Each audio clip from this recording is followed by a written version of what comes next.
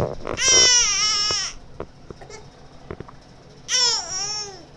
the crime scene, Officer Hayes fought for his life.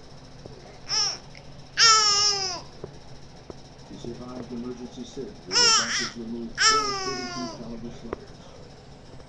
Yeah. An officer called in a forensics unit to gather evidence.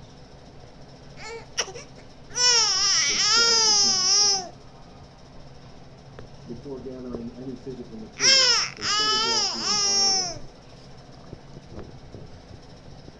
In the eye, they found the clothing discarded by the offender, including a black ski mask.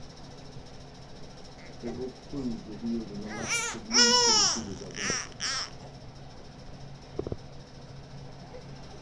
Fearing another blindside attack, the police chief ordered all officers to patrol the department and called in the FBI for assistance. Special Agent J.F. was assigned the case. Some sort of gang that